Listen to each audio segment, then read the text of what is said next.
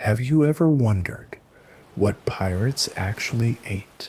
Beyond the battles, buried treasure, and wild legends, what was life really like aboard a pirate ship, day after day, week after week, with nothing but the endless sea around you? In this story, we're going to dive into the forgotten world of pirate food, daily survival, and the harsh realities of life on the high seas. But before we set sail, tell me, where in the world are you watching from right now? And what time is it on your side of the seas? Drop it in the comments below. I love seeing how far these tales of the ocean travel. Now, close your eyes and imagine this. You're not on land. You're not in your cozy bed. You're aboard a creaking wooden ship, the salty wind on your face, the endless sea stretching to the horizon, and your stomach growling like a beast. Because tonight, we're not talking about treasure or battles. We're talking about what pirates really ate, how they survived, what they craved, and what Hollywood never dared to show you.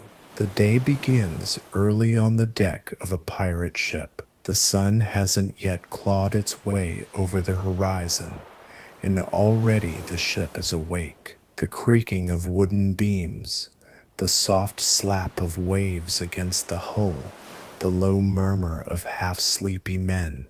This is the sound of life aboard a pirate vessel. You are one of them now, for the sake of this tale. And like every other soul on this ship, there is one thing on your mind: food.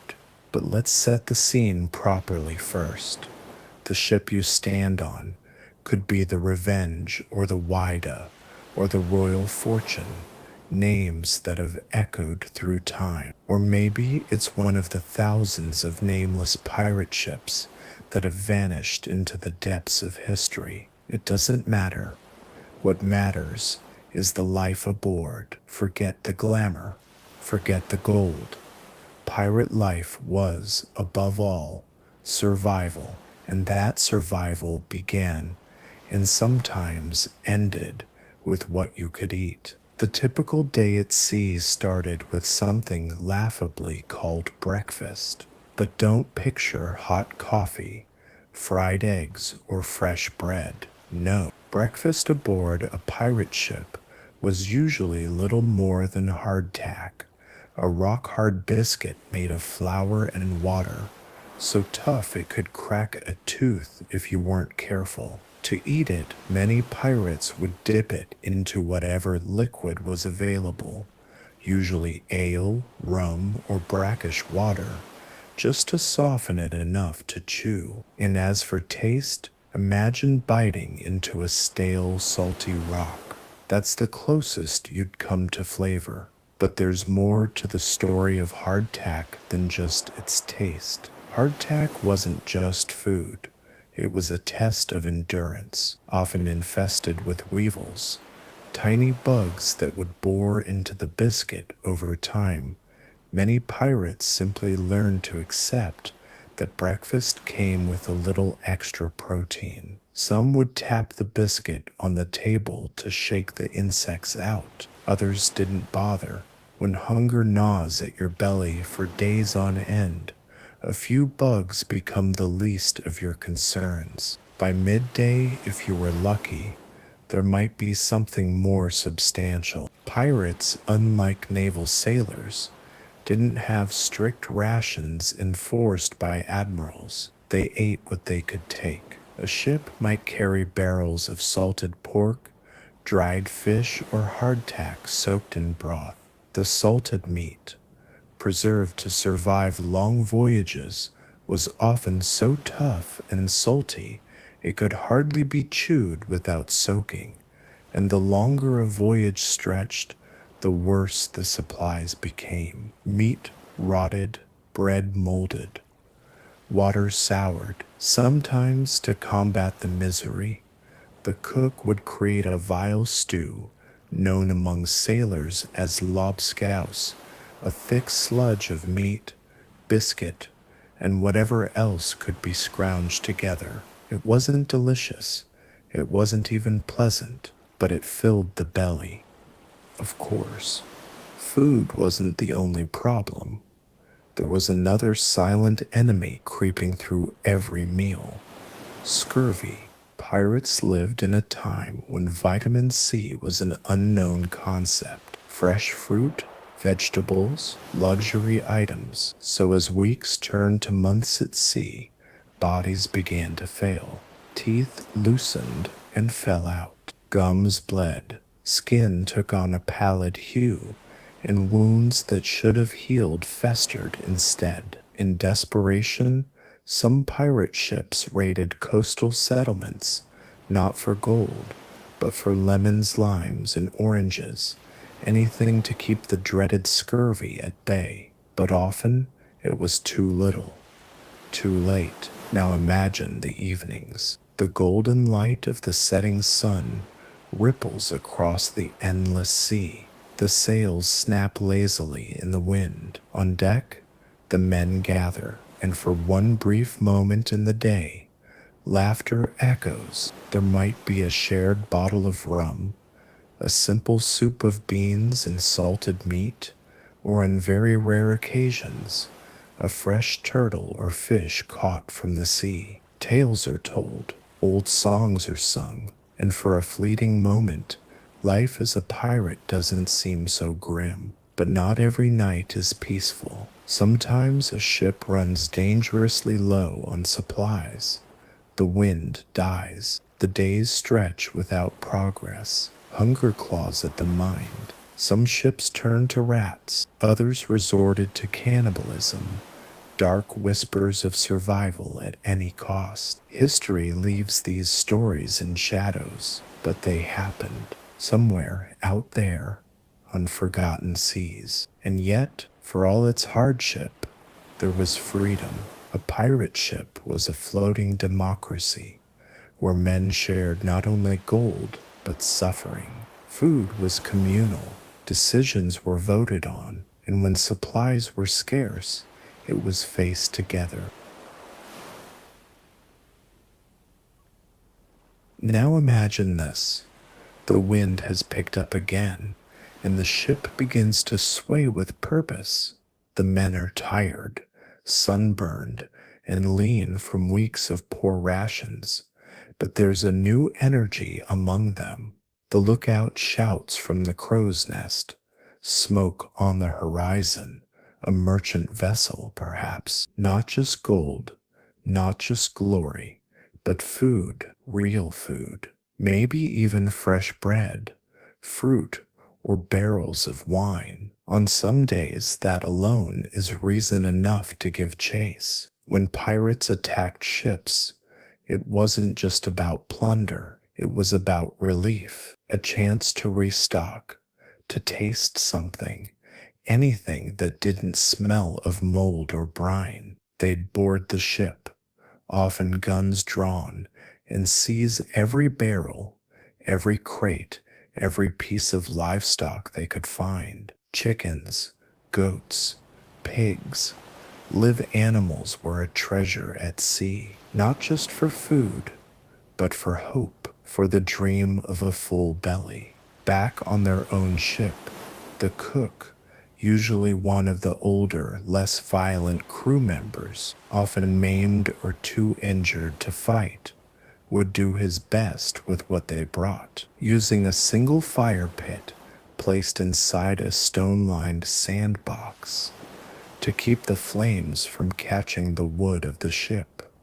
He'd prepare what he could: a roasted chicken, fish stew, biscuits toasted over open flame and rubbed with the rind of a stolen lime. And on nights like those, the entire crew would gather around, as close to joy as pirates ever got. They'd eat until the food ran out, drink until the stars blurred, and fall asleep under canvas sails and creaking wood, swaying with the tides. But those nights were rare. More often, the food was just enough to survive. and sometimes not even that. If no ships came and no port was near, men would go without eating for days. They'd chew on leather, boil bones, and drink seawater before madness set in. There are records of men dreaming about roast meats and pies, only to wake up gnawing on their boots. Yet through it all, pirates developed certain habits. They learned to ferment dried fruits with sugar and seawater to create makeshift grog. They learned to pickle anything they could find: fish, eggs, sometimes even seaweed. In Caribbean waters, where tropical fruit was more common, they'd preserve mangoes or pineapples in rum-soaked barrels. It didn't last long, but it was better than salt pork and maggoty bread. In Nassau, the pirate republic, when things were good, food could be almost luxurious. Smoked meats, fresh fish from the harbor, stews made with peppers and onions, crusty loaves of Caribbean flatbread. But Nassau was a mirage. It disappeared as quickly as it rose, and when pirates were back at sea, they returned to the same brutal simplicity. Whatever you had, you shared. If you hoarded, you'd be tied to the mast. If you stole from another man's bowl, you'd lose a finger. Even the great pirate captains were not exempt. Black Bart Roberts, one of the most successful pirates in history, reportedly dined on the same rotten food as his men. Captain Kidd was known to carry cheese and dried fruit when he could afford it. Blackbeard, however, was said to feast more lavishly than most. Smoked meats, pickled vegetables, and strong rum brewed with gunpowder. Whether he shared with his crew, though, is a matter of debate. Food told you who the captain really was. Generous leaders ensured their men were fed first. Tyrants ate alone, but a starving pirate crew was a dangerous thing.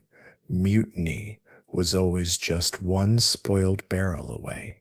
And speaking of barrels, water was always a gamble. Fresh water turned stagnant quickly.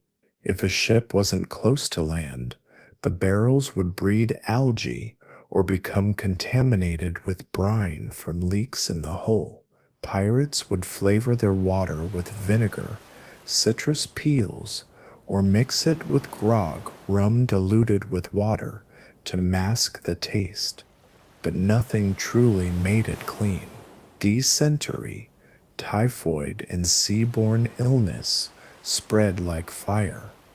A man might die from a single drink. In desperate times, they turned to alcohol as medicine. Rum was a cure-all, applied to wounds, used as disinfectant, or drunk to dull the pain of a broken leg. It didn't heal, but it numbed, and sometimes numbing was all they could ask for. And so the cycle continued.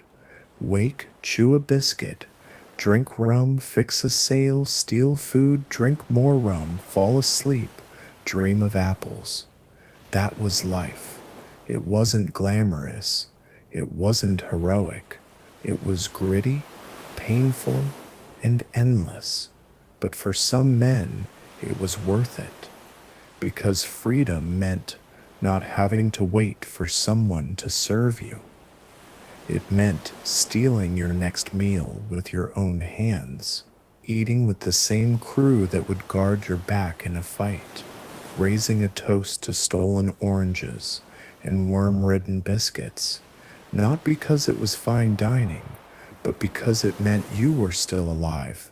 And when one of them fell by cannonball, blade, or fever, they were often buried at sea with a crust of bread on their chest and a splash of rum over the side, not because it was tradition, but because it was the last thing they had to give. And yet beyond the food, beyond the hardship, there was something that kept these men going, the unshakable sense of freedom. For all the misery and hunger, the pirates were masters of their own fate, answering to no king, no admiral, no merchant master. They lived by their own code, sometimes written, sometimes unspoken, but always binding. And that code extended to how food was shared, how scarcity was handled, and how the weakest among them were treated. No man was left to starve if the ship had food. It was one of the few unbreakable rules in a world where almost anything else could be bought or betrayed. Even the act of catching food became a shared adventure. Some days when supplies dwindled, the crew would cast lines overboard. Saltwater fish, bonito, mackerel, or even the occasional shark became prizes worth more than gold. The cook, with his battered iron pot and worn ladle, would turn fish into thin broths, thick stews, or simply roast them over flame, served on wooden planks or bare hands. And on lucky days they'd find islands, remote, uninhabited specks of green in a sea of endless blue. There they'd hunt wild pigs, gather coconuts, or forage for wild herbs and berries. Some ships even carried small herb gardens in barrels, parsley, thyme, mint, tiny luxuries that added taste to an otherwise flavorless existence. But make no mistake, no matter how many fresh catches or island feasts they stumbled upon, hunger always returned. The sea was vast, the world was wild, and pirates, for all their defiance, were fragile creatures in the face of nature's indifference. Night after night, under moonlit skies, these men would gather by the galley fire, faces lit by flickering flame, hands cradling chipped wooden cups of watered-down grog. They'd tell stories of grand feasts they'd once tasted, real or imagined. Roast beef, apple tarts, thick wedges of cheese, fresh ale, dreams of home, or places they'd never seen, of tables piled high with food no pirate could ever afford. And somewhere, deep down, every pirate knew that these dreams were as unreachable as the stars overhead. But still they dreamed. Still they laughed. Still they broke hardtack with scarred hands and cursed the sea. Because in the end, what pirates ate wasn't just about survival. It was about the stories, the bonds, and the defiance. It was about refusing to die quietly, even if dinner was nothing but salted fish and stale bread. And so as the wind howls and the timbers creak, remember this, the pirates of old weren't just thieves and outlaws. They were survivors of hunger, of storms, of the endless, unforgiving deep. And tonight, you've shared their table, their laughter, their hunger, and perhaps, in some strange way, their freedom too. Alright, diving deeper into the daily life aboard that creaking ship, beyond food, beyond survival, there's a rhythm to pirate existence. The day was a ceaseless cycle of toil, watch, and waiting. Every pirate knew that the sea was both their enemy and their home. From dawn's first light, some crew would be assigned to scrub the decks, removing salt, grime, and the remnants of yesterday's meals. It was tedious, back-breaking work, but necessary to keep the ship seaworthy. Others manned the sails, climbing the rigging to adjust canvas against shifting winds, their muscles straining and fingers raw.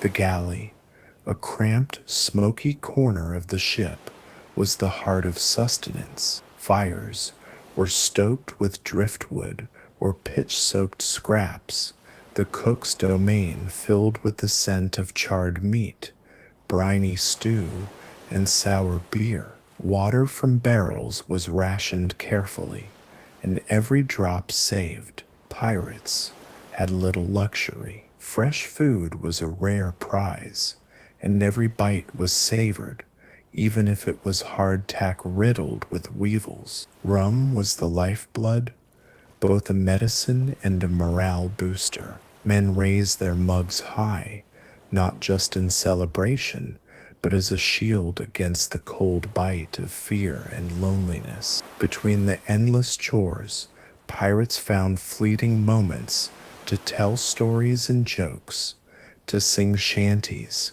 that echoed over the waves. Those songs told of distant homes, lost loves, and battles won or lost. It was a way to hold on to humanity amid the harshness. When night fell, the cold and damp crept in. Men huddled under coarse blankets or in hammocks, the wooden ship groaning beneath them. Sleep was fitful, haunted by hunger and the ever-present threat of discovery by enemy ships or naval patrols. Yet even in this unforgiving existence, camaraderie flourished. Pirates shared food, shared secrets, and shared a bond forged by hardship and the desire for freedom. Their code wasn't just rules, it was survival, respect, and trust in a world where betrayal could be a death sentence. And so, as the ship sailed on into the darkness, carrying its crew across uncharted waters, the story of what pirates ate, how they lived, and how they dreamed continued, etched into the endless blue, carried on the wind, whispered beneath the stars. The rhythm of life aboard a pirate ship was relentless. With every dawn, the sailors awoke to a day filled with endless chores and constant vigilance. The salty air was thick with the smell of sweat, smoke from the galley fire, and the faint, ever-present odor of brine and decay. Amid this harsh environment, food was more than just sustenance. It was a currency, a symbol of survival, and a source of fleeting joy. The cook's galley was a cramped, smoky corner of the ship, often little more than a fire pit surrounded by stones, a battered iron pot, and a few rusty utensils. Here, the cook worked miracles with meager supplies. Salted pork or beef, when available, was boiled into a thin, salty broth, often thickened with chunks of hardtack. If fresh fish was caught, it was roasted over open flames or fried in whatever fat was available, its taste a rare luxury compared to the usual fare. Water was a precious commodity, stored in barrels that often turned brackish after weeks at sea. Pirates tried to mask its foul taste by mixing it with rum, creating the infamous grog, a bitter, potent concoction that both quenched thirst and numbed the mind. Rum was more than a drink. It was a ritual shared around the deck at day's end. It warmed bodies chilled by sea spray and eased the strain of the relentless ocean. Meals were communal affairs, taken whenever possible in the ship's cramped mess area, or simply on deck, huddled together against the wind. Despite the scarcity, the pirates observed an unspoken rule. Food was shared equally. Greed or hoarding were met with swift and brutal consequences. In a world where one's survival depended on the crew's strength, unity was paramount. Beyond the food, The daily routine was a test of endurance. Hours spent climbing rigging, scrubbing decks, repairing sails, and standing watch left men exhausted, their bodies battered by salt, sun, and sweat. Yet even amid this toil, pirates found moments to bond. Songs filled the air.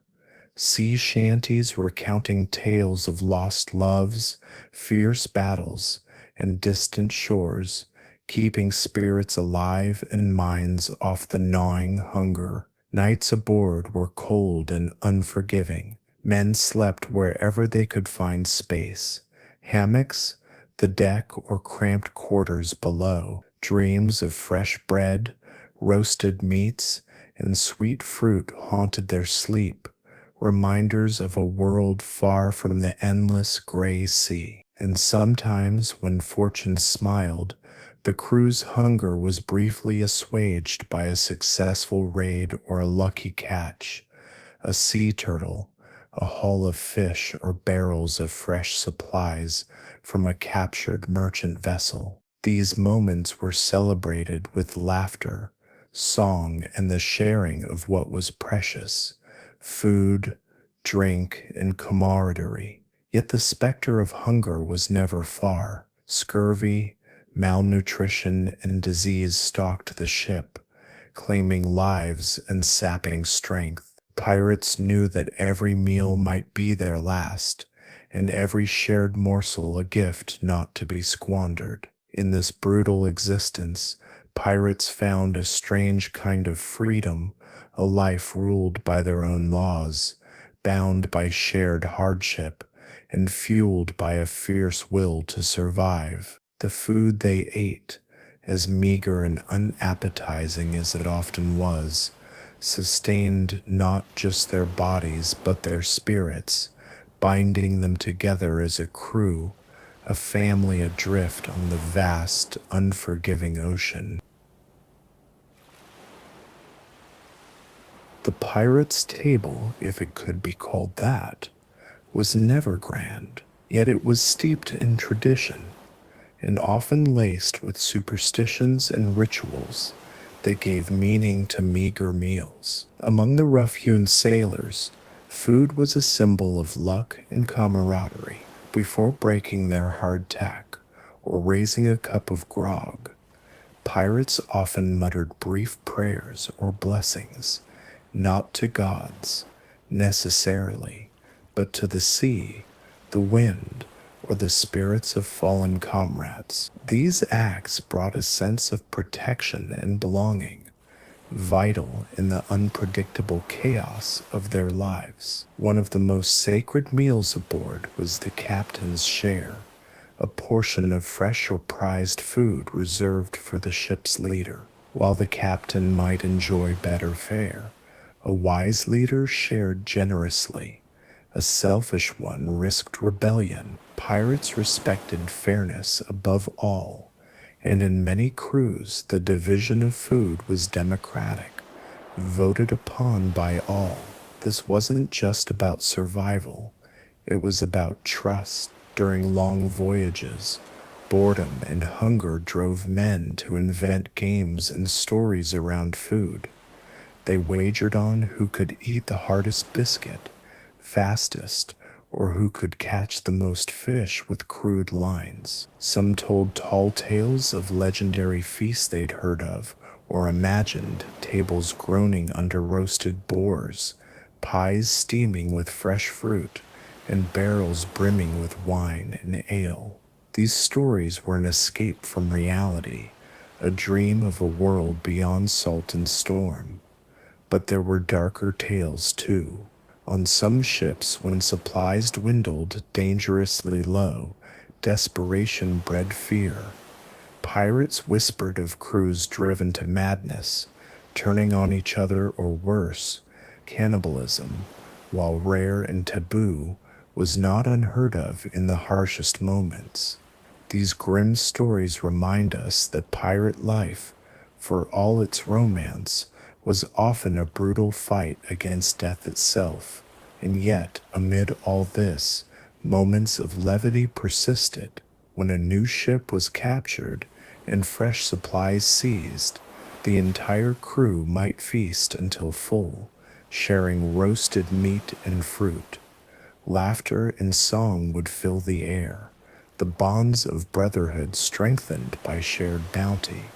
These moments were celebrated with impromptu dances, boisterous toasts, and the telling of pirate legends that grew taller with each retelling. As the sun set and the stars took their watch, the crews settled in for the night. The sounds of the sea mingled with quiet conversations about the next day's prospects, the hope for wind, for prey, for a better meal. The smell of salt and smoke lingered in the air, mingling with the faint aroma of leftover stew. In this world, food was never just food.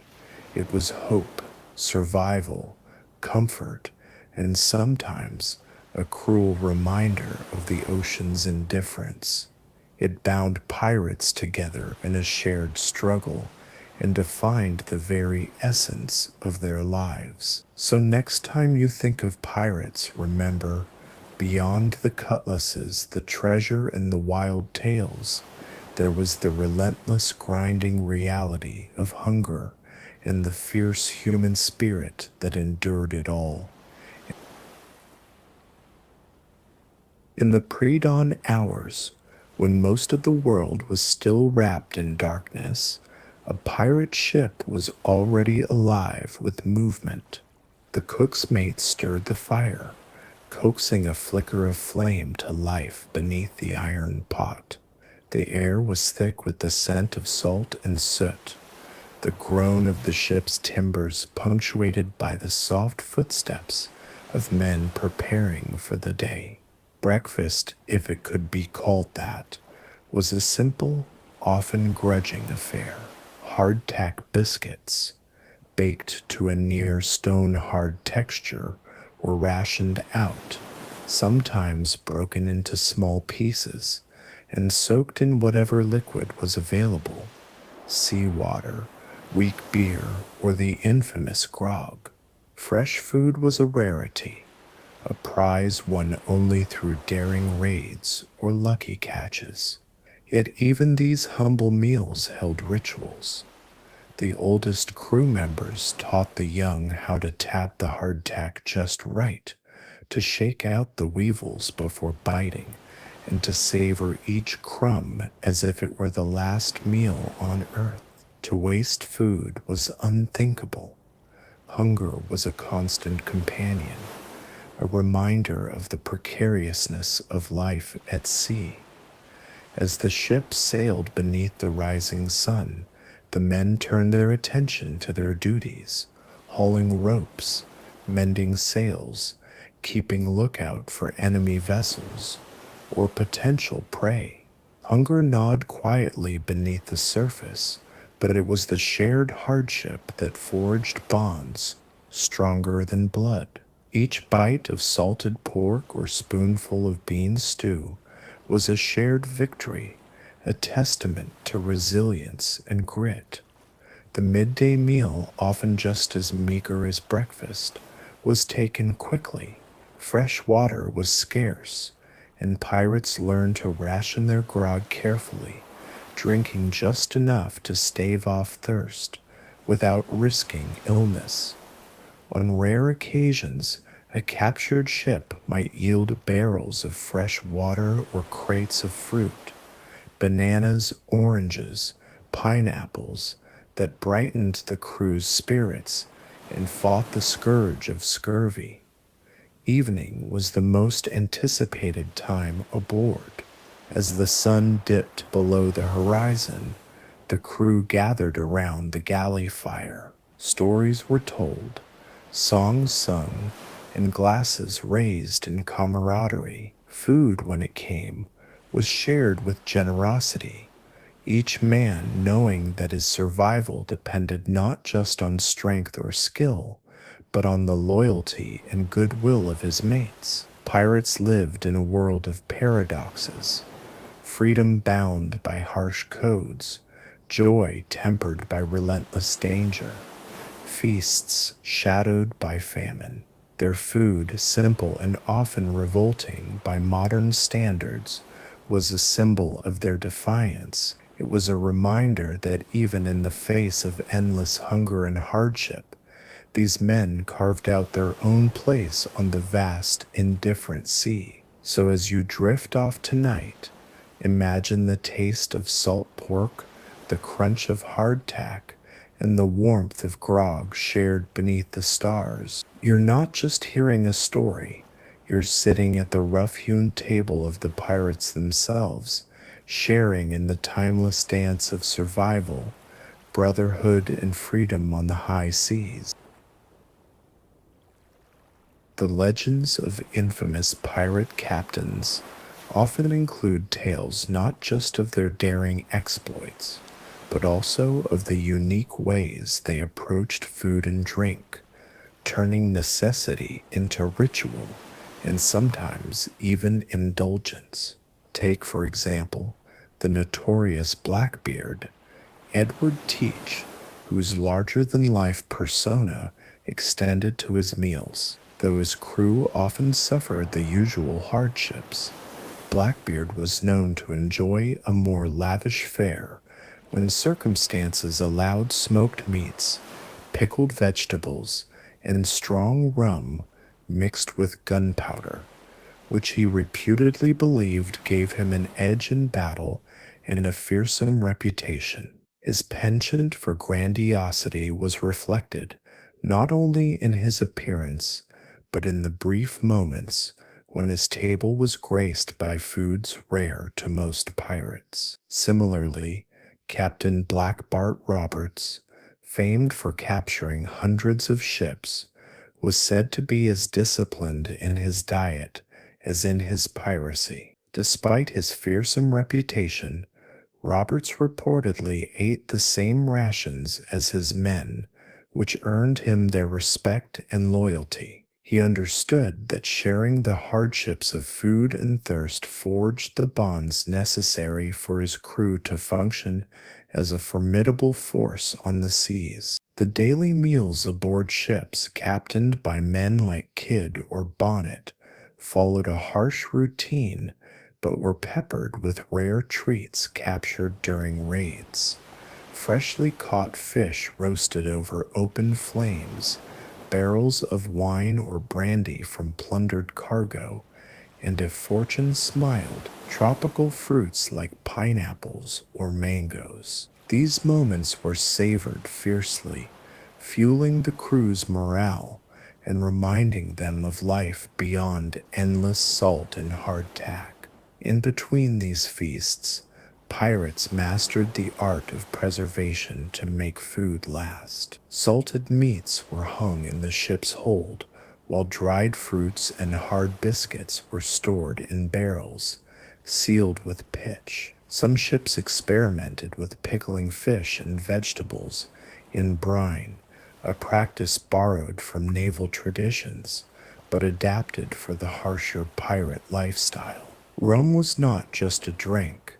It was an antiseptic, a currency, and a morale booster, imbued with almost ritual significance. The very act of breaking bread and raising a cup of grog bound pirates together, forging a unity that was crucial for survival in a world rife with betrayal and danger. Yet the omnipresent threat of scurvy, caused by the lack of fresh fruits and vegetables, cast a shadow over pirate voyages. Without a known cure, crews faced debilitating fatigue, bleeding gums, and slow death. Occasionally, coastal raids would prioritize fresh produce over gold or silver, underscoring how vital these supplies were to keeping a crew alive and effective. Despite these hardships, pirates developed a fiercely democratic system concerning food distribution. Shares were allocated fairly,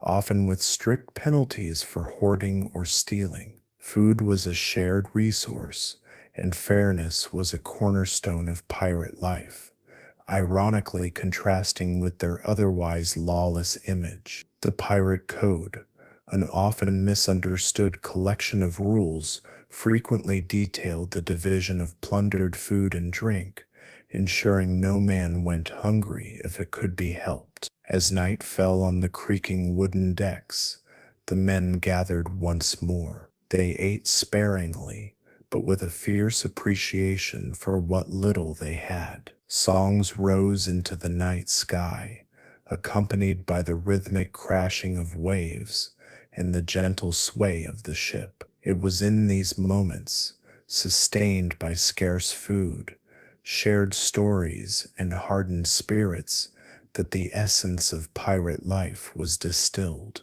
a constant battle against hunger, hardship, and the vast, merciless sea. And so, with the moon casting silver light on the salt-streaked faces of weary pirates, the endless cycle continued of rationed meals, stolen feasts, and dreams of better days, anchored by the knowledge that as long as they could share a meal and a tale, they were still free.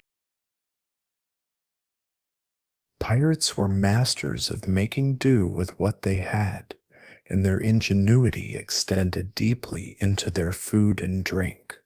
When fresh provisions were scarce, they turned to unusual sources of nourishment. Rats scurrying below decks were sometimes caught and eaten, not out of choice but necessity. Similarly, when desperation set in, some ships resorted to boiling leather from worn boots or belts to extract whatever nutrients they could. The smell was foul, but hunger made such meals bearable. On the other hand, pirates prized fresh water above almost everything else. Ships would carry barrels filled with water, but as voyages stretched on, this water often grew brackish or fouled. To counter this, pirates devised clever methods to collect rainwater or capture dew. They also used citrus fruits, when available, not only to combat scurvy, but also to flavor their often putrid water supplies. Drinking rum was a vital part of pirate culture, both for morale and medicinal purposes. The mixture of rum, water, and sometimes lime juice, what would become known as grog, was consumed daily. It helped dull the pains of hunger, treated wounds, and even kept some infections at bay. However, overindulgence could lead to trouble. A drunken crew was a dangerous one, and discipline was still necessary aboard even the wildest pirate ship. The social aspect of eating and drinking was crucial.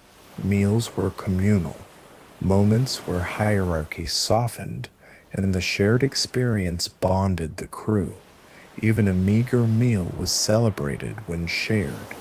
Tales were spun over the fire, and pirates recounted old legends, weaving themselves into the grand tapestry of seafaring myth. Pirate codes often had explicit rules about food and drink to prevent quarrels and mutiny. Sharing was mandatory, and anyone caught hoarding or cheating faced severe punishment, from flogging to expulsion from the crew. In many ways, food was the currency of trust and loyalty. It was both life and law. The hardships pirates endured over food mirrored their broader struggle against the elements and imperial powers. Every meal was a small victory, a triumph of human spirit and camaraderie over isolation and scarcity. So next time you imagine a pirate's life, remember beneath the bravado and the battles lay the quiet, constant hunger and the small joys of shared bread, stolen fruit, and the warm burn of rum under a starlit sky. Life aboard a pirate ship was a relentless test of endurance, and food was at the heart of this struggle. As the days dragged on, the men faced not only hunger, but the creeping despair that came with it. Each meal was a reminder of their isolation and vulnerability, yet also a moment of solidarity. Pirates developed unique customs to keep spirits high despite the scarcity. One such ritual was the powdering of the biscuit, a practice where the crew would ceremonially break their hardtack and sprinkle it with a bit of sugar or honey when available, turning the bland staple into a rare treat. When fresh fruit was captured, it was often shared ceremoniously, slices passed around in reverence. Food also played a role in pirate justice. The pirate code, a set of rules agreed upon by the crew, often included strict guidelines about food shares. Anyone caught stealing or hoarding food was punished harshly, sometimes with lashes or exile from the ship. The reason was simple: a hungry man was dangerous, and discord could mean death on the sea. Despite the hardships, pirates found ways to celebrate. Feasts were arranged on special occasions after a successful raid, a rare landing on a fertile island, or a significant victory. These moments of plenty were filled with roasted meats, fresh vegetables, and sometimes even sweets, with rum flowing freely. They were times of laughter, song, and storytelling, renewing the bonds between men. The role of rum in pirate culture cannot be overstated. More than just a drink, it was medicine, morale booster, and social glue. Captains used rum rations to reward loyalty and courage, and it was common to toast the crew's health and fortune before and after meals. Grog, a mixture of rum, water, and lime or lemon juice, became a daily ritual, helping to stave off scurvy and dull the edge of hunger. The daily grind of food and survival shaped the very identity of pirates. Their shared hardships created a sense of brotherhood that transcended their outlaw status. They were united not just by greed or rebellion, but by the simple, profound need to survive, and to survive together. As the ship sailed into the night, the men lay beneath the stars, their bellies full or empty, their minds filled with dreams of the next meal, the next adventure, and the elusive freedom that kept them fighting against the odds. The life of a pirate was steeped not only in hardship, but also in superstition and ritual, especially when it came to food. Pirates believed the sea was alive with spirits, and that their survival depended as much on respecting these forces as on their own skill and bravery. Food rituals often blended practical concerns with these superstitions, creating customs that offered comfort and a sense of control in an unpredictable world. For example, it was considered bad luck to waste food. Every crumb was sacred, and spilling salt was thought to invite misfortune. Pirates might toss a pinch of salt over their left shoulder before a meal, a small offering to appease the sea gods or ward off evil spirits. Similarly, certain foods like garlic or onions were avoided during voyages, believed to attract bad luck or hostile forces. On the other hand, some foods were thought to bring good fortune. Citrus fruits, beyond their medical benefits, were treasured talismans against the dreaded scurvy. Fresh water, when found, was treated almost like a miracle, and the first sip from a newly caught barrel was often shared ceremonially among the crew. Rum, too, was more than just a drink. It was a ritualistic elixir, symbolizing camaraderie, courage, and a connection to the unpredictable forces of the sea. Pirates also had quirky eating habits born from necessity.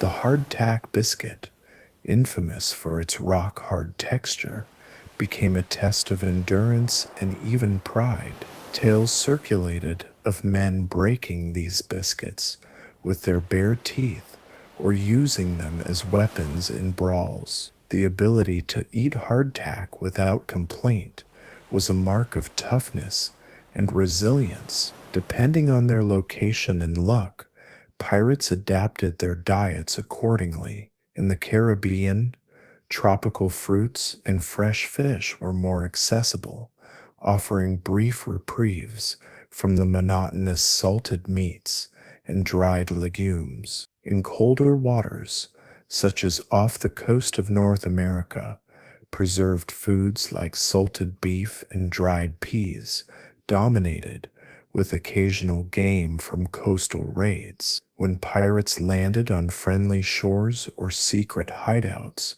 food became a source of celebration. Feasts might include wild boar, fresh bread, and even wine, luxuries that made the hardships of the sea momentarily fade. These occasions were marked by storytelling, laughter, and the reaffirmation of bonds that kept crews united in the face of constant peril. Ultimately, the pirates' relationship with food was complex.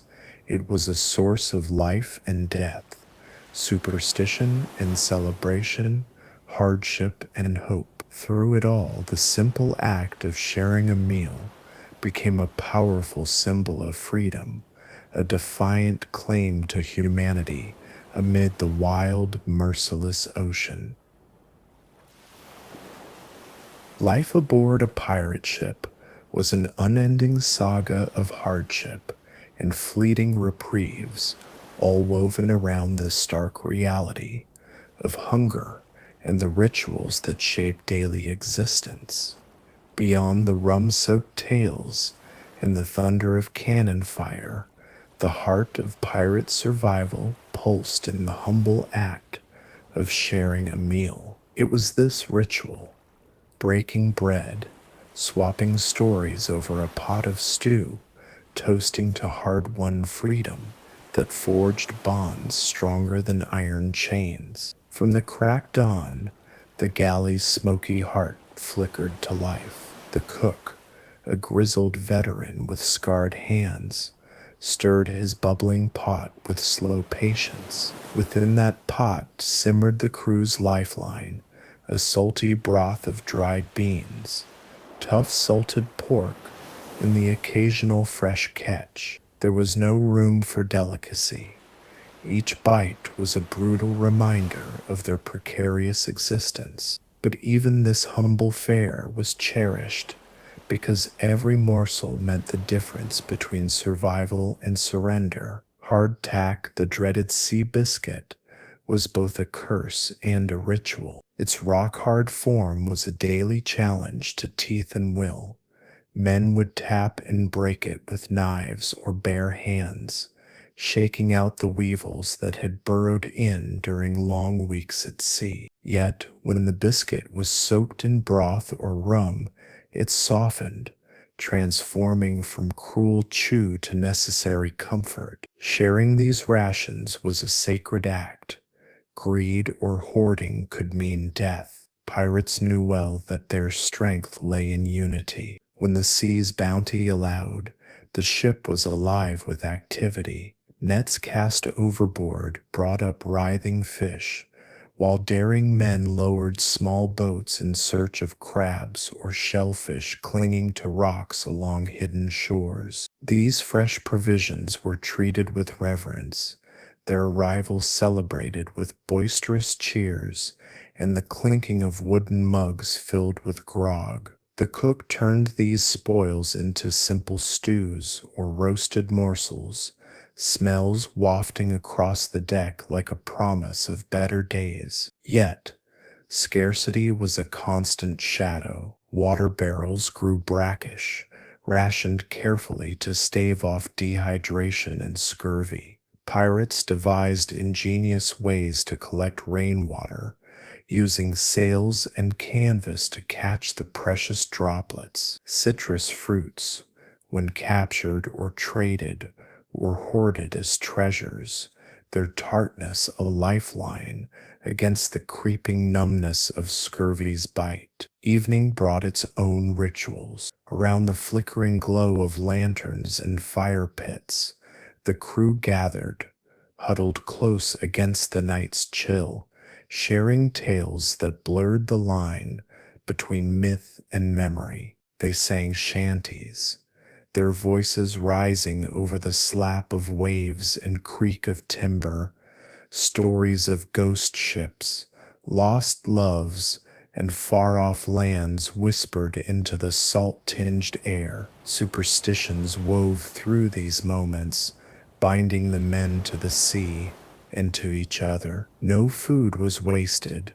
Spilling salt was a curse, avoided by tossing a pinch over the left shoulder. Rum was sacred, a liquid shield against despair, and a token of trust. The sharing of a cup was a pact, a momentary escape from the lawlessness beyond the ship's wooden walls. But pirate life was not just endurance, it was defiance. Each meal, no matter how meager, was a victory over hunger, a rebellion against the forces that sought to crush their freedom. Their code of fairness, their rituals of sharing, and their fierce loyalty transformed simple food into a symbol of brotherhood. As dawn approached once more, the ship sailed on, a fragile haven amidst an endless sea. Pirates, hungry and hopeful,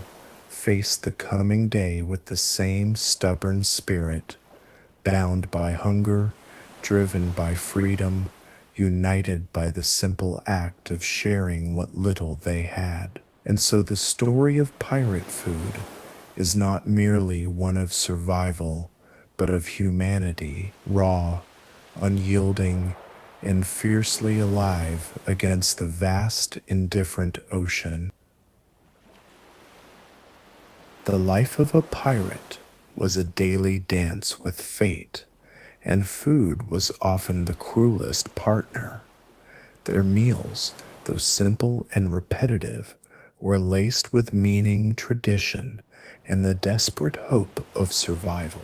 Each morsel, whether it was hardtack, salted pork, or a rare fresh catch, told a story of battles fought, storms weathered, and brotherhood forged in the crucible of the sea. Pirates learned early on that sharing food wasn't just generosity, it was essential. The pirate code, more than a set of rules, was a social contract ensuring fairness and survival. If a man hoarded rations or ate more than his share, he risked not only punishment, but the wrath of the entire crew. Hunger bred desperation, and desperation could breed violence. Thus, equitable distribution kept the fragile peace aboard the ship. When fresh provisions were scarce, pirates turned to their resourcefulness. They fished, hunted small game when they landed on islands, and even gathered edible plants. Some learned to preserve what little they caught by smoking or drying meat, techniques passed down from seafaring traditions. These acts of survival required ingenuity and cooperation, virtues held sacred in pirate life. Rum, often seen merely as a drink, played a pivotal role.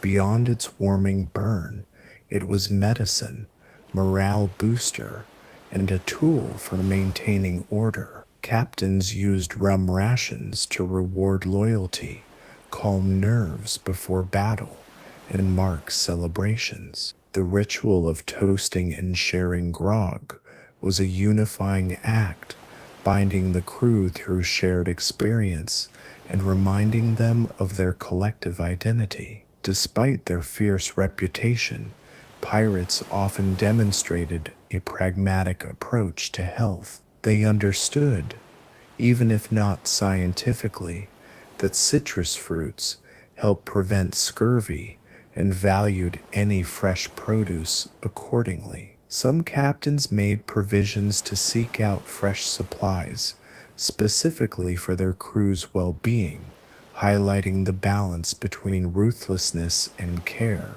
The darkest moments of pirate life sometimes revealed the harshest truths about hunger and human nature. Tales abound of crews driven to extremes during prolonged voyages with no landfall, whispers of madness, mutiny, and even cannibalism. Such stories, while rare, underscore the brutal reality behind the romanticized image of pirate freedom. Yet, amid all this hardship, pirates found moments of joy. Feasts after successful raids were lavish by comparison. Barrels of wine, roasted meats, and fresh bread. These celebrations were loud, raucous, and filled with storytelling, dancing, and laughter. They reminded the crew what they fought for, not just gold or infamy, but the chance at life on their own terms. In the end, the story of what pirates ate is a window into their world, a harsh, unpredictable place where survival was a daily victory, and food was a bond as much as a necessity. It was a testament to their resilience, ingenuity, and unbreakable spirit. So next time you picture pirates, think not only of their swords and ships, but of the shared meals, the bitter grog, and the camaraderie that fueled their defiance against the vast, merciless sea. Pirates' survival hinged not only on cunning and courage, but on a deep understanding of the unforgiving ocean's cycles, its seasons, storms, and the elusive bounty it occasionally offered.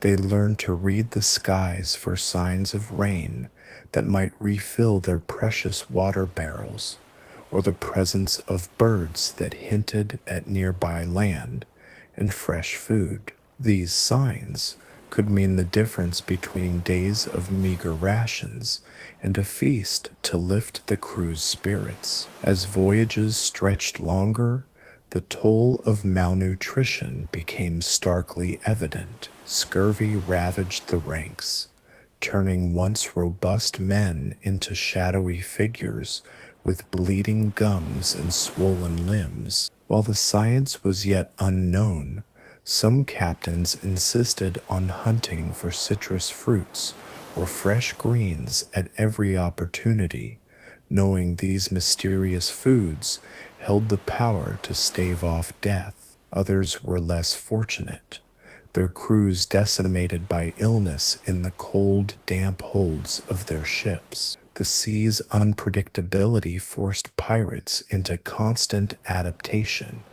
When in tropical waters, fresh fish and fruits were abundant. In colder, rougher seas, preserved goods were the staple. Pirates also capitalized on captured ships, carefully selecting provisions to replenish their own stores. Every raid was a gamble, a chance not just for gold, but for life-sustaining food and drink. Despite the hardships, pirates celebrated their meals as moments of rebellion and humanity. Sharing food was an act of defiance against the harshness of their world, a fleeting claim to normalcy amid chaos. They developed superstitions to protect these moments' rituals, to ensure good luck and safe passage, to honor the fallen, and to respect the sea's merciless power. Ultimately, the pirates' diet was a mosaic of necessity, tradition, and fleeting luxury. It reflected the brutal realities of their lives, and the indomitable spirit that kept them alive and united. Their story is not just one of plunder and peril, but of survival, adaptation, and the profound human need to share, celebrate, and hope one meal at a time. As the years passed, the legend of pirate life, etched in popular imagination with swashbuckling adventure and buried treasure, continued to obscure the stark, often grim reality of what it truly meant to live at sea. The endless hunger, the bitter grog, the meager rations, and the ever-present threat of disease and despair shaped a world where every meal was a small battle won against the vast indifference of the ocean. But even amidst the hardship, pirates carved out a fiercely human space, marked by rituals, camaraderie, and an unyielding spirit. Whether gathered around a pot of stew beneath a star-filled sky, or sharing stolen fruits on a hidden shore, their meals became more than sustenance. They were acts of defiance, moments of connection, and symbols of freedom in a world that sought to break them. The pirate code, often misunderstood, was a testament to this. It wasn't merely about plunder or rebellion. It was about survival through fairness, respect, and shared hardship. Food was a cornerstone of that code, a fragile but vital thread that held the crew together. So when you hear the tales of pirates, their daring raids, their brutal battles, their reckless lives, remember the quieter stories too. The stories of hunger and hope, of broken biscuits and salted pork, of grog passed hand to hand under the cold moonlight. These were the true threads of pirate life, woven into a tapestry of survival and spirit that endures in legend. And as the ship sails on into the mist, with sails billowing and waves crashing, so too does the story of what pirates ate, an enduring saga of resilience, brotherhood, and the unbreakable human will to endure. As dawn breaks over the endless horizon, the pirate ship rocks gently on the waves, its crew stirred from restless sleep by the sharp call of the lookout. Another day begins, another day of scraping by, surviving the merciless ocean, and sharing whatever meager food they can muster. Yet beneath the salt-crusted faces and calloused hands lies a bond forged by hunger, hardship, and hope. In those moments of quiet, as the men gather around a steaming pot, sharing what little there is, the true heart of pirate life is revealed. It is not just a story of plunder and battle, but of resilience, of a fierce brotherhood, bound not by law, but by shared struggle. Each bite of hardtack,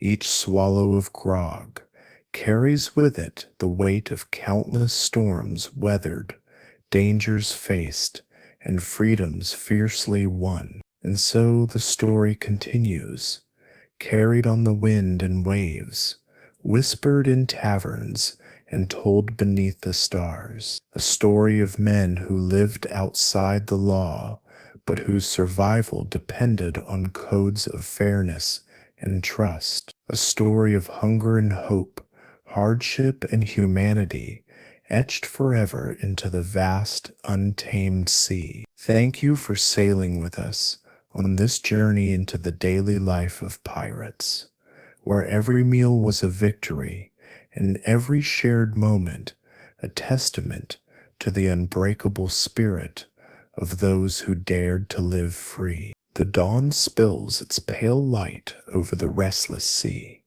painting the wooden planks of the pirate ship with soft gold. As the crew stirs from a night of uneasy sleep, the familiar scents of salt, smoke, and lingering rum mingle in the morning air. The ship creaks and sways gently, a living vessel carrying these men through an endless expanse of water, a world as beautiful as it is unforgiving. For these pirates, food was never merely nourishment, it was the pulse of their existence, the fragile thread stitching together their fragmented lives. Every morsel, no matter how humble, a crust of hardtack, a splash of salty broth, a piece of smoked pork, carried stories of survival and sacrifice. The sharing of these simple rations was an unspoken ritual,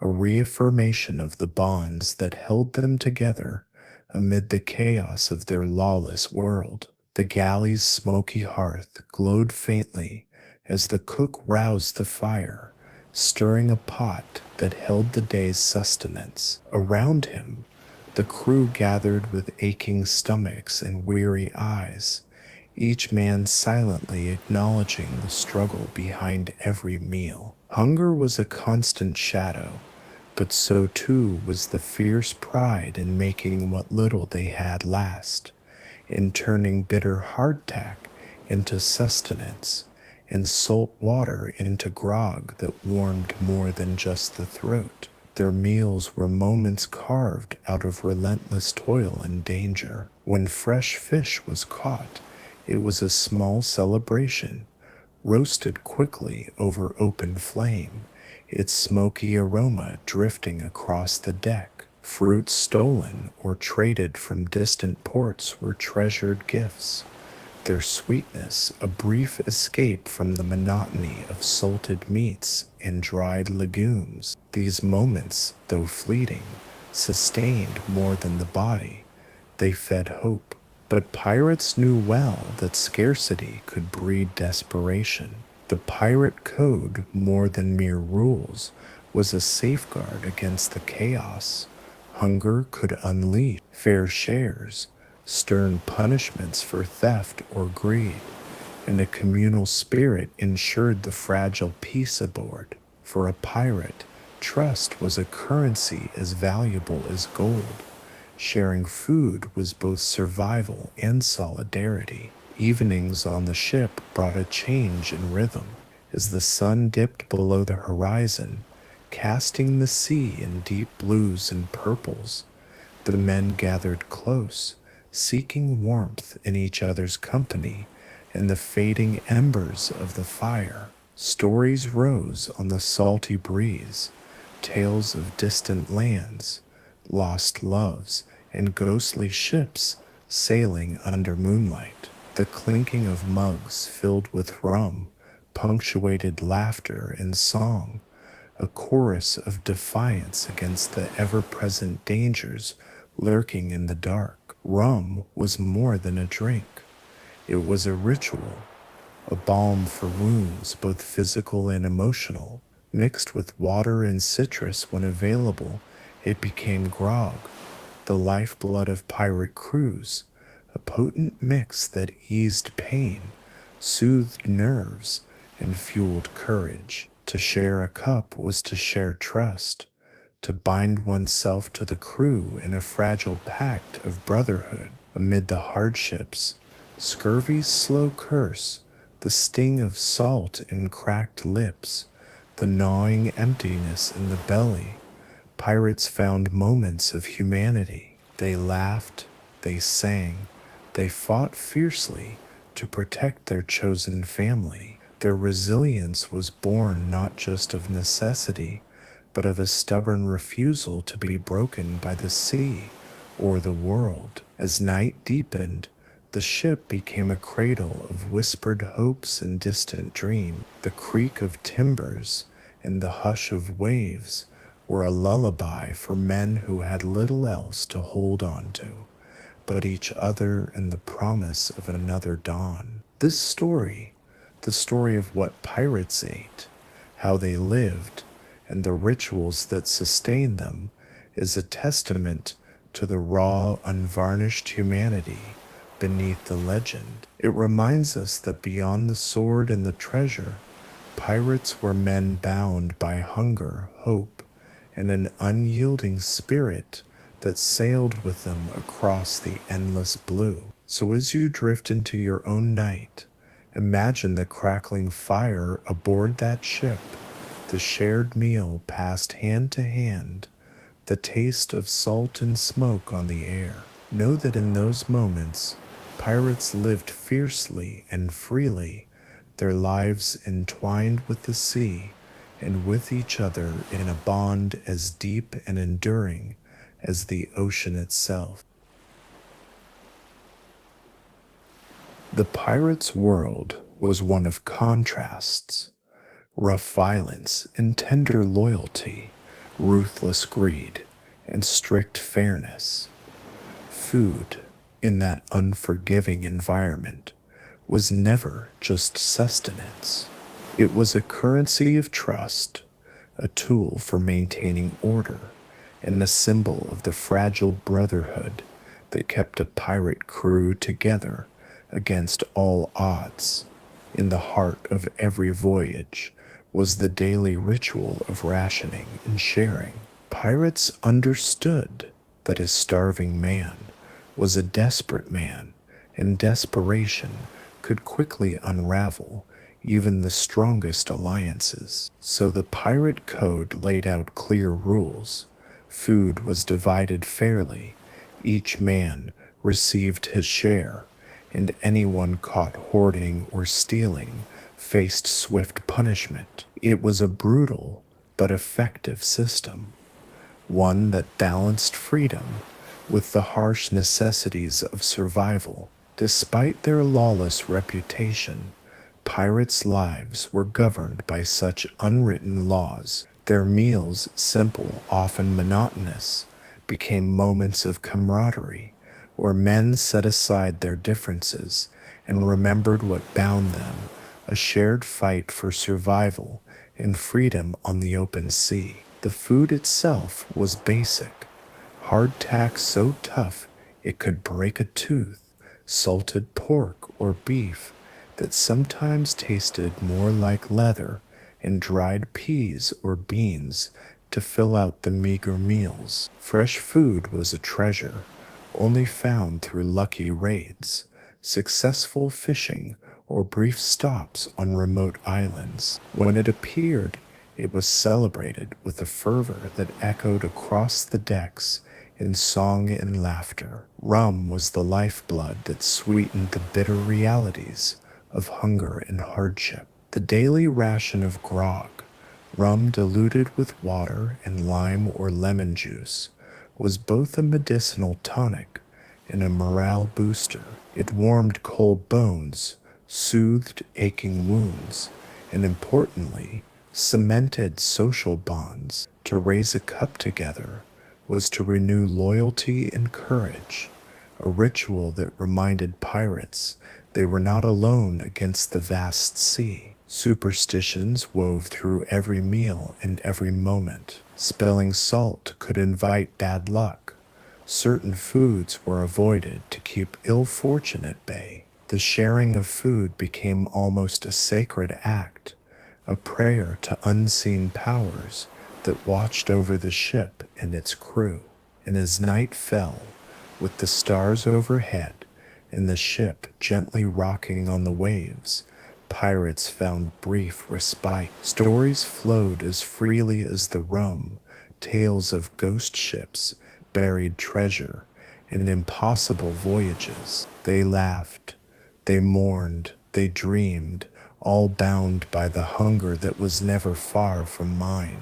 This is the true story of pirate life, a story not just of treasure and terror, but of men who faced hunger and hardship with grit and grace, who forged families from strangers, and who found freedom in the endless horizon. The pirate's life was harsh, relentless, and unpredictable, but it was also marked by moments of unexpected humanity. Food, all centered around the simple act of eating together. Each meal, no matter how meager, was a small victory over the unforgiving sea and the endless hunger that stalked every crew. Food was both a necessity and a ritual, a symbol of survival and brotherhood that transcended the chaos of pirate life. Even the most notorious pirates knew the importance of fairness and sharing. The pirate code, often romanticized or misunderstood, was a vital framework that ensured no man starved or suffered injustice over something as basic as food. This code demanded that every share be equal, that the captain's privilege be balanced by responsibility, and that any breach be met with swift consequences. In the vast lawlessness of the ocean, this order kept the fragile fabric of the crew intact. The daily diet was tough and monotonous, hardtack that could crack teeth, salted meats that tested the stomach, dried peas and beans that filled bellies but not hearts. Fresh fish, when caught, was a joyous exception, quickly roasted or boiled and eaten before it spoiled. Pirates became adept at preserving what they could, using salt, smoke, and drying methods passed down from naval tradition, but adapted for their ruthless lifestyle. Rum was more than a drink. It was the elixir of pirate life. Mixed with water and citrus when available, grog eased pain, lifted spirits, and tightened the bonds between men. It was the thread that connected individuals to the crew, a ritual shared before battle, after a successful raid, or simply to face another day on the open sea. Pirates also believed deeply in superstitions related to food and drink. Wasting food was thought to bring bad luck. Spilling salt was a curse, avoided with gestures and offerings, and certain foods were taboo on voyages. These beliefs, born of fear and respect for the sea's mysteries, became as integral to pirate culture as the Jolly Roger itself. Despite all hardships, the moments of feast, rare and precious, were celebrated with revelry. Roasted meats, stolen fruits, and stolen barrels of wine transformed the ship into a place of laughter and stories, a temporary escape from the grim reality of survival. These feasts forged memories and legends, tales that outlived the men themselves. As night fell and the sea whispered its ancient songs, pirates lay under the stars, their bellies full or empty, their spirits bound by the unbreakable brotherhood forged over countless shared meals. It was in these moments that the true essence of pirate life shone through, a life of hardship and hope, freedom and fate, hunger and heart.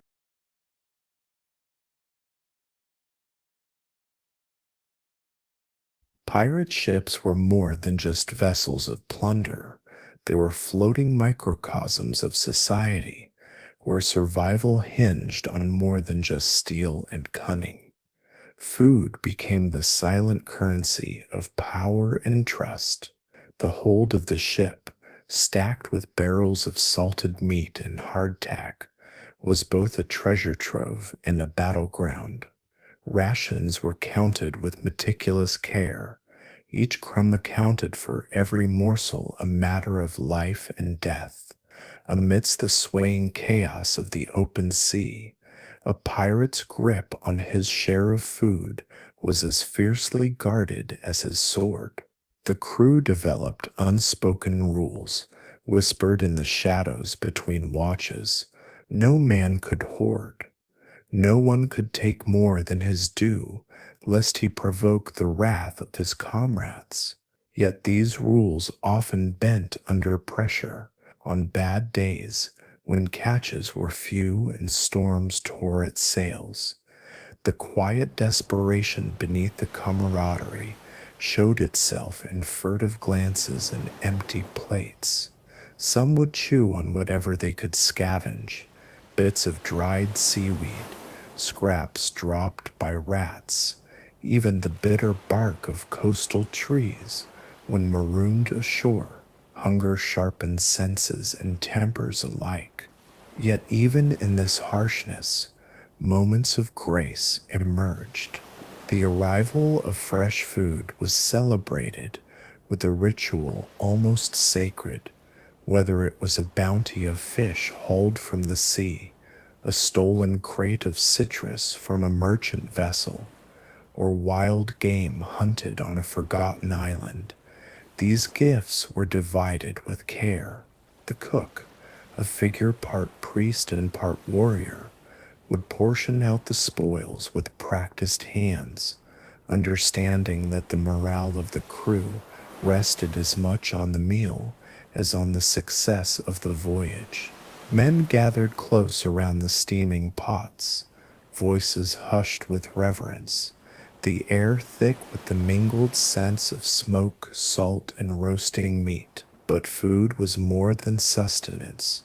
It was also a balm against the gnawing fears of disease and death. Scurvy loomed like a shadow over every voyage, and though the pirates lacked formal medical knowledge, experience taught them the value of citrus fruits and fresh water whenever they could find them. The constant battle against malnutrition was fought not only in the galley, but in the hearts of men who understood that every bite might buy another day, another chance at freedom. The ritual of rum, dark, potent, and often the only bright spot in the grim daily grind, was woven deeply into the fabric of pirate life. Passing the grog around was more than a habit.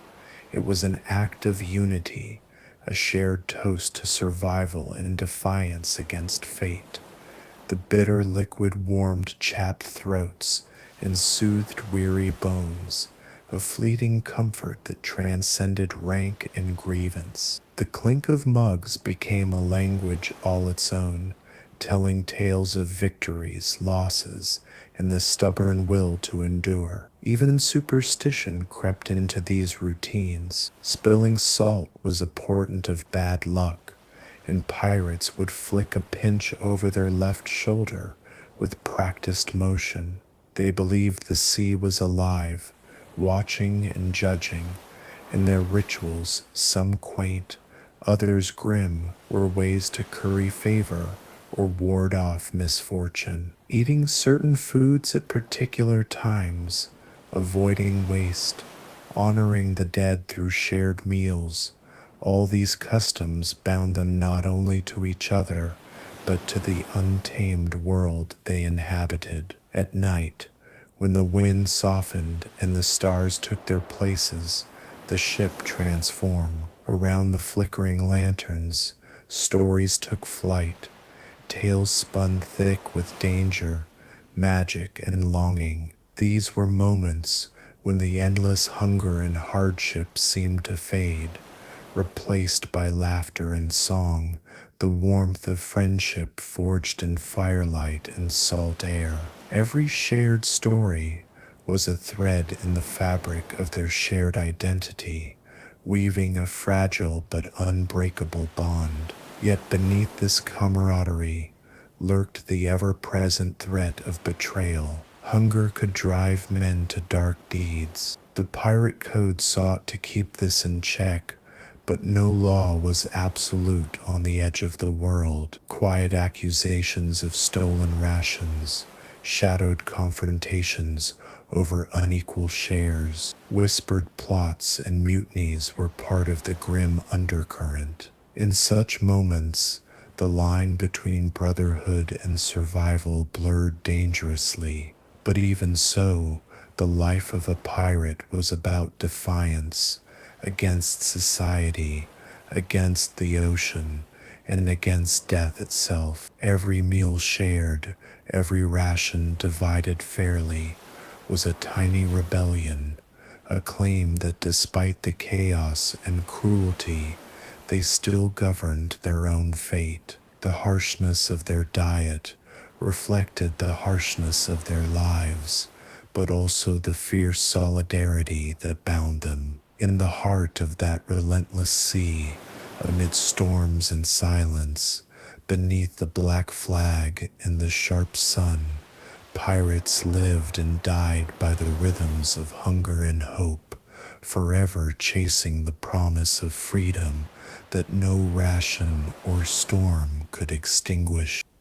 As days turned into weeks and weeks into months aboard the pirate ship, the relentless rhythm of hunger and survival never ceased. The sea's fickle generosity dictated their fortunes. Some days brought fresh fish shimmering in the nets, the next nothing but the endless barren blue. Each dawn broke with the bitter taste of salt on their tongues and the gnawing emptiness in their stomachs. Yet within that harsh routine, the smallest bounty became a celebration, an ephemeral joy that united the crew in gratitude and hope. The ship's galley, cramped and smoky, was a theater of desperate ingenuity. Pirates learned to transform even the most unpalatable provisions, hardtack so tough it could break a tooth, salted pork dense and dry, into meals that kept their bodies moving and minds sharp. The techniques of salting, smoking, and drying stretched the life of their scant supplies, but never eliminated the bitter monotony of their fare. Still, those who cooked carried an unspoken weight. They held the crew's morale in their hands, knowing that food was both physical sustenance and emotional lifeline. Amid this daily struggle, the social fabric aboard the ship was carefully maintained. Sharing wasn't just practical, it was survival. The pirate code, harsh and uncompromising, mandated fairness in rationing and swift punishment for any who violated this sacred trust. Disputes over food could erupt into violence, threatening to tear the fragile community apart.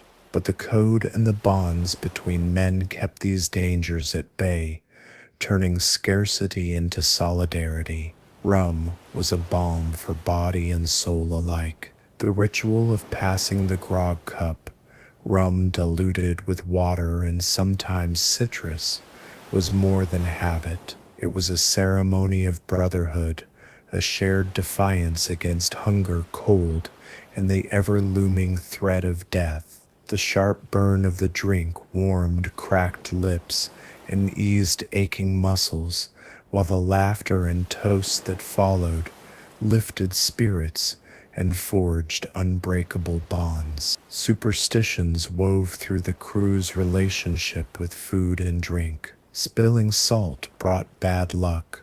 Wasting food was an offense against the sea's spirits, and certain rituals around eating were observed as a form of protection. These beliefs created a delicate balance between respect for the unpredictable ocean and the ruthless necessities of pirate life. Evenings transformed the ship into a space of storytelling and song.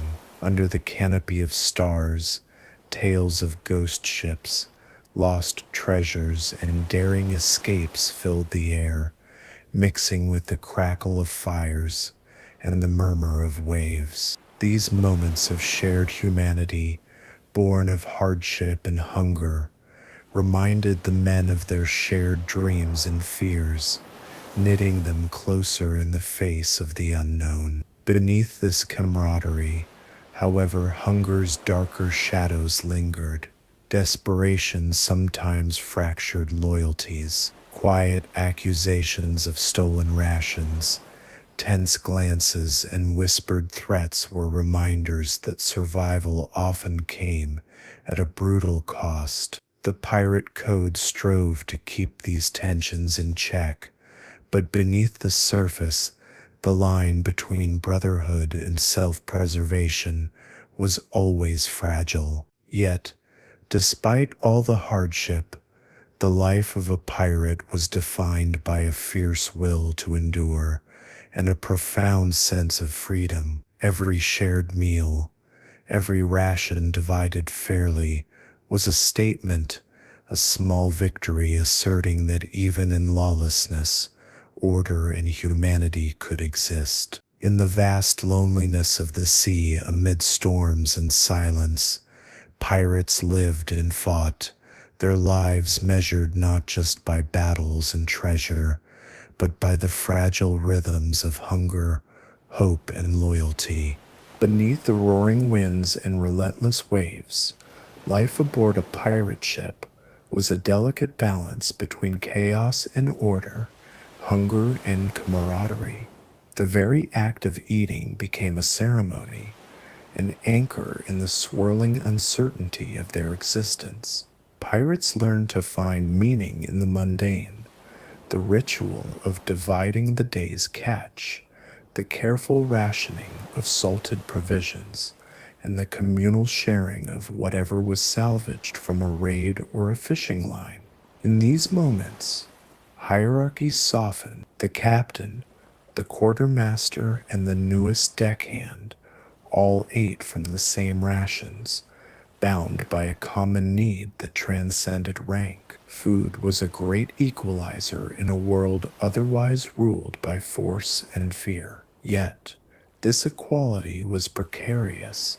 The tension of scarcity could ignite old grudges or sow new ones, simmering just below the surface of hearty laughter and raised mugs. The sea was as much a source of sustenance as it was a threat. Beyond fishing, pirates often resorted to bartering at hidden coves or daring raids to replenish their stocks. Fresh water, always scarce, was rationed with a ruthless precision that underscored its value. When storms delayed resupply or raids failed, desperation tightened its grip, forcing men to ration not only food, but hope itself. Cooking was an art of improvisation under fire. Flames flickered beneath iron pots, the aroma of salted meat mingling with the brine of the sea. Sometimes they used spices pilfered from distant ports, adding fleeting bursts of flavor to the otherwise monotonous diet. Pirates developed an uncanny ability to stretch meager ingredients into hearty stews or brittle biscuits that sustained them through long, grueling days. Rum's significance extended beyond mere indulgence. It was a psychological shield against the harsh realities of isolation and danger. Passing the cup, the ritual of drinking together, reaffirmed bonds of trust and mutual reliance. In the glow of lantern light, hardened men softened, sharing stories both tall and true, finding solace in the shared humanity that hunger and hardship forged. Superstitions, too, flavored their daily lives. Some refused to eat certain foods on specific days, fearing curses or misfortune. Others performed quiet rites to honor the sea or ward off ill fate, believing that respect for the unknown forces kept them safe. These customs, woven into the fabric of pirate culture, offered a semblance of control in a world defined by unpredictability. Nightfall brought a shift in mood. The day's struggles gave way to revelry or quiet reflection. Around the fire or beneath the stars, pirates sang shanties that echoed their longing and defiance. These moments of fellowship were vital, a brief respite from the harshness that defined their lives. Shared meals, stories, and song became the heartbeat of their fleeting community. Yet, lurking beneath this fragile camaraderie were the ever-present tensions bred by scarcity. Not every man could resist the temptation to hoard or steal, and the code's harsh penalties were sometimes enforced with brutal finality. Trust was a precious commodity, fragile and fiercely guarded, for the difference between loyalty and betrayal could mean life or death.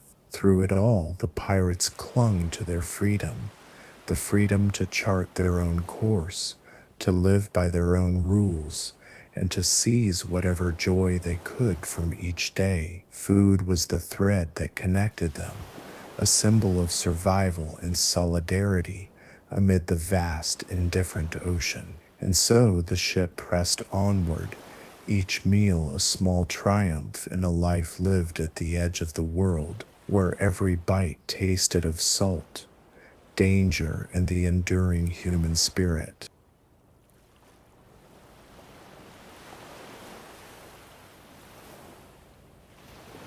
The salty air thickened as the ship sliced through the waves, the relentless sea both a provider and a tormentor.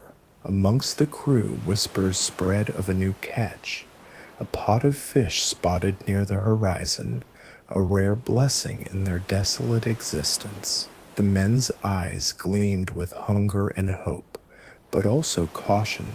Fortune was fickle, and the ocean's gifts could vanish as quickly as they appeared. The cook hurried below deck, already preparing the rudimentary tools, cast iron pots, knives dulled from constant use, and coarse salt from the stores. Every step was measured. Waste was a sin punishable by exile or worse. The promise of fresh food elevated spirits in a way nothing else could.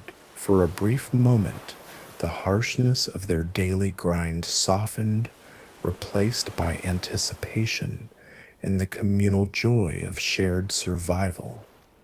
Fresh fish meant more than just nutrition. It was a chance to forget the endless monotony of hardtack and salted pork.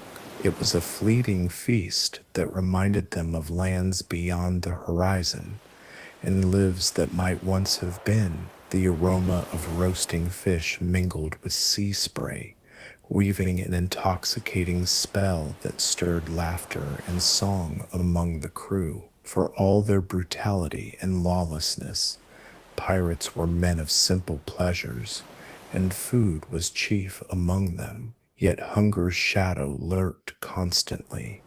Storms could ravage supplies, raids could fail, and sickness could claim even the strongest. The grueling scarcity forged a grim discipline. Each man learned the hard truth. Survival depended on the whole crew, on fairness, trust, and the unyielding adherence to the pirate code. Theft or greed could fracture the fragile peace, so rules were enforced with ruthless efficiency. Justice was swift and public, designed to deter and maintain order in an existence ruled by chaos. Rum, dark and potent, remained a constant companion. The ritual of grog was sacred, a daily ration that both sustained and united the men. Sharing a drink was an affirmation, a reminder that despite the hardships, they belonged to something larger than themselves. Around the flickering firelight, the pirates sang songs of freedom and fortune, weaving stories that blurred fact and myth, past and present. These tales, born of hardship and hope, were as nourishing as the food they ate. Superstitions intertwined with their routines. A spilled cup of rum might invite bad luck. Certain foods were avoided lest they bring curses from the sea gods. Respect for unseen forces was woven into every meal, a silent prayer for safe passage and bountiful catch. These beliefs, half-reasoned and fiercely held, offered a fragile sense of control in a world ruled by unpredictability. As night deepened, the ship transformed into a sanctuary of shared humanity. Beneath a sky studded with stars, men found comfort in the warmth of fellowship and the fleeting relief of food and drink. Their laughter and song carried over the waves, a defiant chorus against the endless dangers lurking beyond the horizon. But even in these moments, the tension simmered beneath the surface. Hunger bred suspicion, scarcity tested loyalty. The pirate code was a fragile truce, maintained by fear, respect, and a shared yearning for freedom. In the unforgiving dance of survival, every bite shared and every ration divided was a silent oath, one that bound these men together against the vast indifferent sea. The sea was a cruel mistress, but in her embrace, pirates forged a life that was as unpredictable as the waves themselves. The days bled into nights with little distinction. The ship creaked and groaned under the weight of its burdens, and the crew moved in weary rhythm, bound by necessity and habit. Food remained the most precious commodity, coveted, contested, yet communal in its nature. Every morsel passed from hand to hand with unspoken understanding, a fragile thread in the tapestry of survival. The hold, dark and cramped, was a labyrinth of barrels and crates, each container a vault of hope and despair. Salted meat hung like grim trophies. Sacks of hardtack, dry and cracked, lay stacked in corners. The slightest crack or spill could mean ruin, an invitation for disease or spoilage. Pirates took nothing for granted.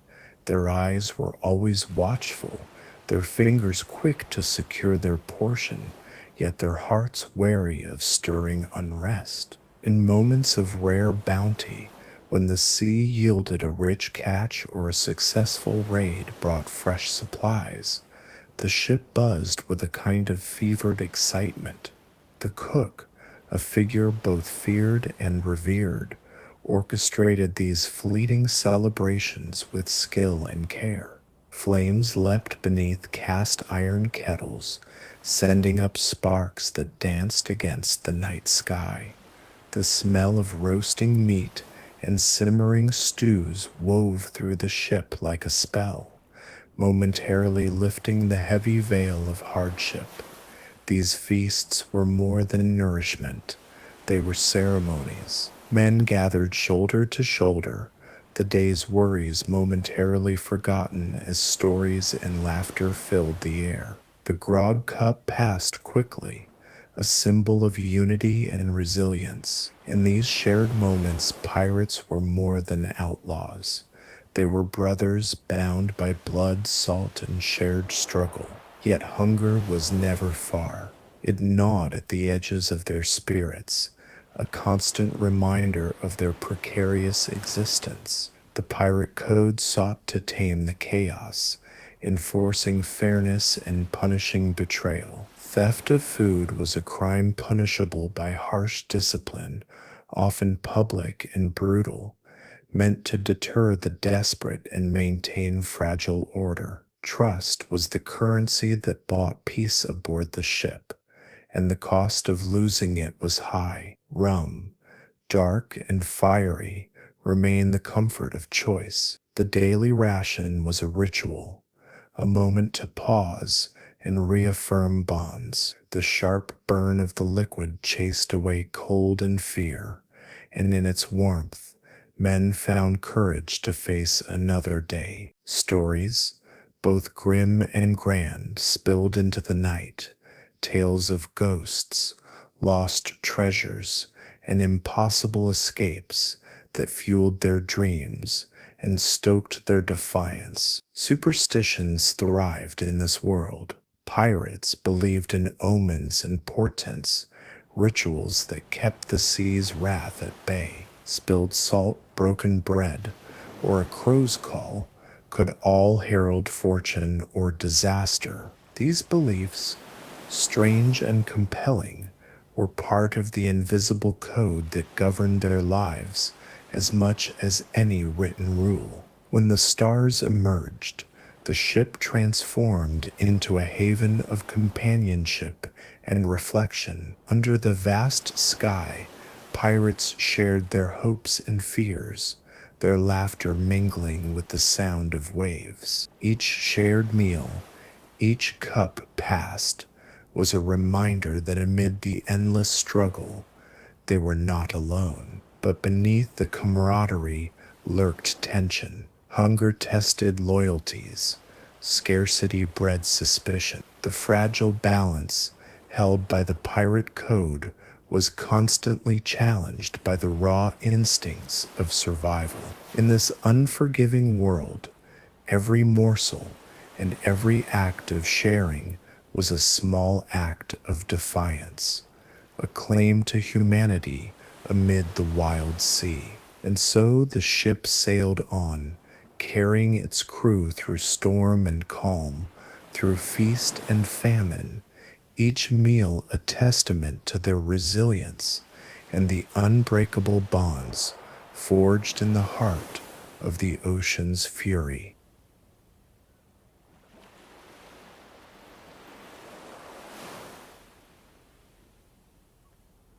The relentless wind tore through the rigging as the ship cut through churning waves, each creak and groan a reminder of the vessel's fragile hold against the vast ocean.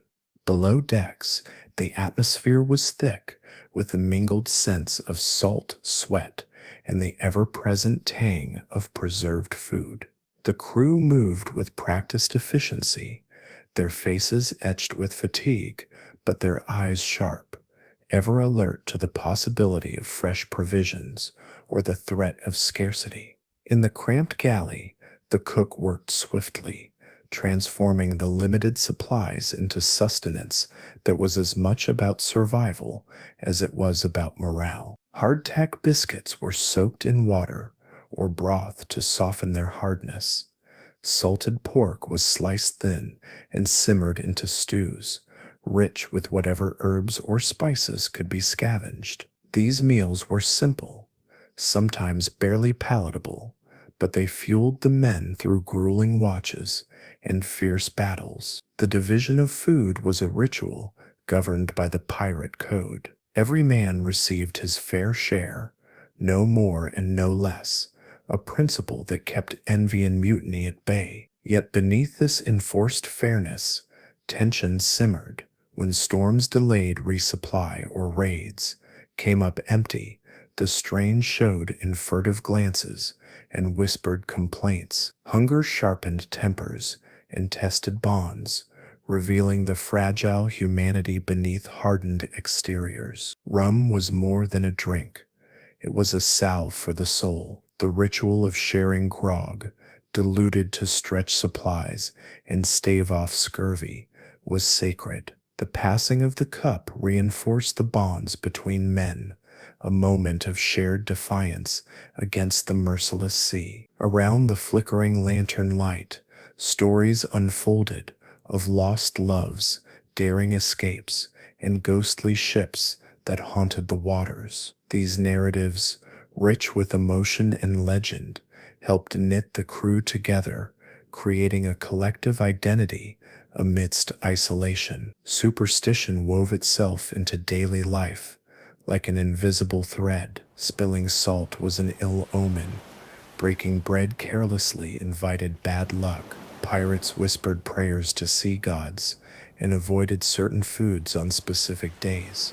Rituals born from fear and respect for the unknown forces that governed their fate. These beliefs provided comfort in a world ruled by chance and danger, offering a fragile sense of control. Nightfall transformed the ship's mood. The harshness of the day softened as men gathered to eat, drink, and share companionship. Songs rose into the cool air, echoing tales of freedom and fate. In these moments, pirates were not merely outlaws. They were brothers united by hardship and hope. Yet even in this fragile sanctuary, the threat of scarcity loomed. The code's harsh penalties for theft were reminders of the cost of betrayal. Hunger bred suspicion, and trust was a precious commodity. Every shared meal was a silent promise to stand together against the vast, indifferent sea. The days rolled on, each marked by the endless cycle of hunger, hope, and survival. Every ration divided fairly, every sip of grog passed in camaraderie, was a small victory against the relentless odds. The pirate's life was harsh and uncertain, but it was also fiercely alive, bound by code, fueled by necessity, and driven by an unyielding desire for freedom on the unforgiving ocean. The wind howled through the tattered sails as the ship rocked steadily on the dark swells of the open sea. Each morning brought the same weary ritual, men rising from their hammocks, muscles stiff from cramped quarters and damp air, stomachs growling before their boots even hit the deck. The first light barely kissed the horizon before the daily hunt for sustenance began again, not for gold, not for glory, but for the simple primal need to eat. The cook's domain was a realm of desperate invention, with little more than salted meat, hard biscuits, and whatever oddities the crew managed to scavenge from raids or coastal stops. He crafted meals that kept the men on their feet. The galley stank of grease and smoke, yet the sight of a steaming pot, no matter how thin the stew, could lift spirits better than any whispered promise of treasure. The men's hands trembled slightly as they cupped their bowls, not from fear, but from the thinness of their rations. Bread so hard it could crack teeth, meat so salty it burned the tongue. This was the pirate's daily fare. And yet to go without was worse. The memory of famine haunted them all. The gnawing pain of empty bellies, the dark thoughts that crept into the mind when survival became a question not of skill, but of sheer endurance. Every man, from the grizzled gunner to the fresh-faced cabin boy, received his allotted share. Fairness, however brutal, was the only way to keep the fragile peace afloat. The pirate code was not a myth. It was law carved not into paper, but into the flesh and memory of every sailor aboard. Theft of food, like theft of gold from one's own crew, was an unforgivable sin. Punishments were swift and savage, a lashing at dawn, marooning on some barren rock, or the silent slip of a knife in the night. But food was more than survival. It was the heartbeat of the ship's social life. The passing of grog, the clatter of wooden bowls, the laughter rising into the salt air.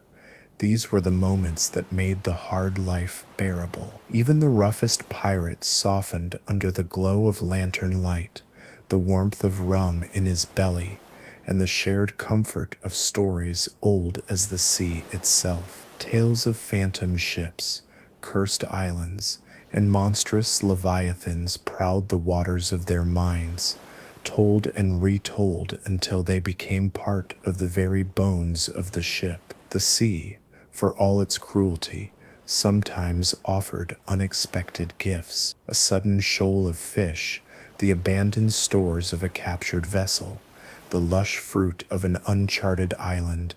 Each of these brought rare bursts of joy, moments when the crew feasted like kings before returning to their salted, dried reality. Such feasts were sacred. They were toasted with black humor and wild laughter, songs rising into the night as if to challenge the sea itself. Superstitions ran deep on such nights. Men refused to whistle, lest they summon a storm. They offered the first bite to the sea, tipping crumbs overboard to appease whatever ancient spirits they imagined stirred in the depths below. Food, like fate, was not to be trifled with. Every ritual, every whispered charm, was a talisman against the capriciousness of nature and the grim reaper's reach. When times were lean, when the holds ran empty and the rats themselves vanished, the ship fell into a grim silence. Men grew hollow-eyed, their fingers twitching toward daggers, suspicion thick as fog. It was in these moments that the pirate code truly revealed its iron grip. The captain's voice rang sharper, the quartermaster's gaze hardened. Unity became not a luxury, but a necessity. The ship would survive or fall together. Through it all, the horizon stretched endlessly forward, a line of promise and peril. The pirates clung not only to life, but to freedom itself, a freedom bought with hunger, with hardship, with blood. Each sunrise brought the chance for fortune or oblivion, and as long as their boots held fast to the deck, as long as grog and bread passed from hand to hand, they pressed onward, not because they had no fear, but because fear was the only constant they knew, and with it came the fire to survive, to endure, and to live forever in the untamed wildness of the sea. The days aboard the pirate ship stretched endlessly, each one carved from salt, sweat, and survival.